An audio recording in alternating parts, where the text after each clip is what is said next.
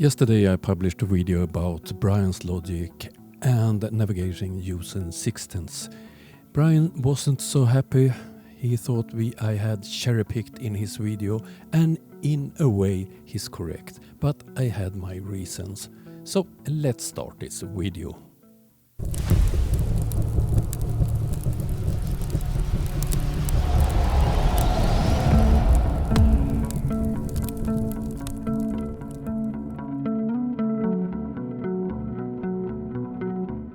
Brian is correct. I chose a very short part of his video, the part where he was talking about using a sextant to lighthouses to find the location of your ship or boat.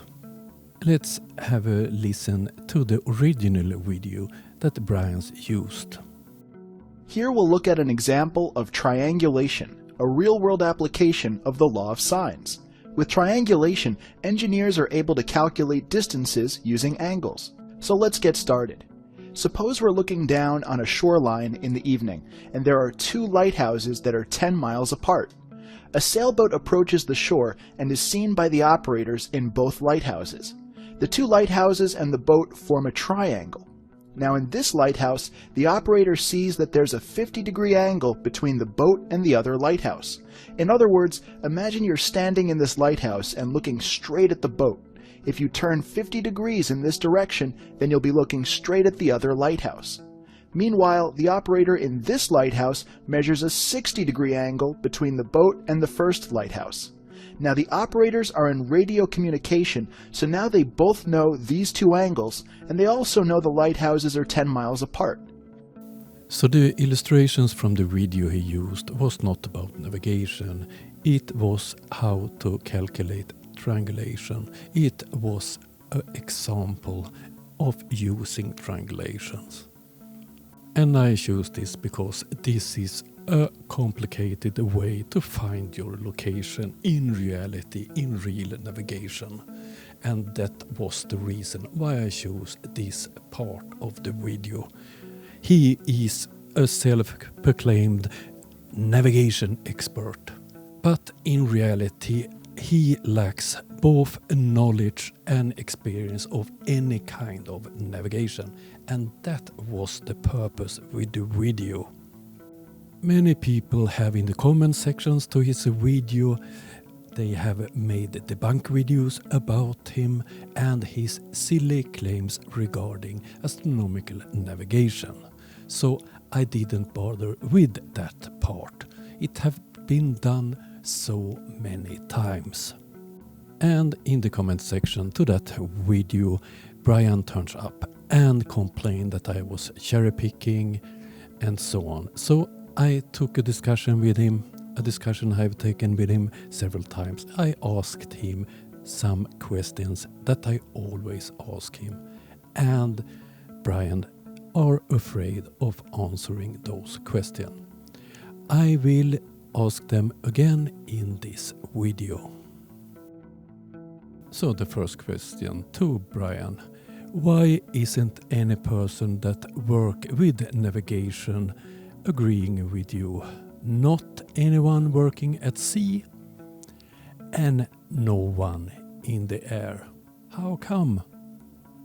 And question number 2. Who is, according to you, lying about the shape of the earth, and why do they lie? I will come back to those two questions later in the video. Now back to Brian's favorite topic, navigation. In yesterday's video I used a chart. It's several reasons for that. One of them is the fact that Brian's logic and his friends at Nathan Oakley's claims that all maps are based on a flat earth. The other one is the topic of the video yesterday, lighthouses that are flat earth killers. So let's once again look at the chart I used yesterday. In yesterday's video I used 3 lighthouses that you can see on this chart. This is the coast outside of Dublin. Let's have a look at Debunk lighthouse, and I will explain why this is a flat earth killer. This is the lighthouse, and the height of the light is 29 meters. Let's have a closer look on it on the chart. And there I can read it flashes white 2 times every 20 seconds, and it's visible 21 nautical miles. And let's look at another of the lighthouses I looked at yesterday. This one, Muglin's lighthouse. It looks like this. This one is smaller and have a light height of 11 meters. Let's look closer on the chart once more. It flashes red every 5 seconds and is visible 11 nautical miles. So why does one of them have the range of 25 nautical miles and the other 11? An obvious difference between them is the size and therefore the height of the light. This difference corresponds well with the curvature of the Earth, but some flurfs says that it depends on how strong the lamps are in the lighthouses. And yes, there are limitations for how far you can see a light. Let's have a look at Debunk lighthouse again. And this table, there are more information and that what you can see on the charts. Here in the top you see Debunk lighthouse. You have the type, longitude, the latitude, shelter, range and radio aids. So what is radio aids? Let's start with RACON. RACON stands for Radar Transponder Beacons, and it's a quite simple technique. RACON responds to receiving a radar pulse by sending an identifier back. In this case, for Debunk, send back the letter T in Morse code. The radars used on ships with those frequencies have a radar horizon. It's a bit further away than the visible horizon, but still you have limitations regarding distances. And then we have the ISS, Automatic Information System. Automatic Identification System. I suppose all know this. It's based on GPS. The ship, or in this case the lighthouse, gets its position from satellites and then transmits. Some on radio, but on bigger ships also to the satellites.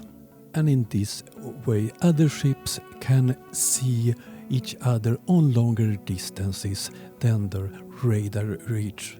The same goes for instance, a lighthouse. And it's easy to identify a lighthouse, a buoy, another ship. And on the screen from marine traffic you see the ISS information from the lighthouse we looked at. So I was a bit surprised when Brian brought up lighthouses, because most flurfs are afraid of lighthouses. It's so many things regarding lighthouses that are flat earth killers. Let's return to my 2 simple questions to Brian. I'm sure that he's afraid of answering those questions because Nathan Oakley haven't told him how to reply to those kind of questions. Because if you have another theory than those that Nathan are talking about, he will get angry. Here you have an example. So you can save lives with circles too. Yes, Bev. You can do lots with these angles, can't you? Yeah, there's a light in the sky outside, right? You can measure an angle to it. You don't appreciate how that's used in mapping? No. 10th, do you want to call him out as a liar? He did say to me, you know your latitude instantly with an angle to Polaris. That light in the sky. Have you said that to me? Said that's what it is. That was from a short video that Nathan have made from a live stream of him. And it was Bev. And Bev didn't agree with Nathan, so he made a short video of it to make fun of him. and I'm quite sure that Brian don't want this treatment from Nathan Oakley, so he's afraid of answering questions that Nathan haven't given an answer on.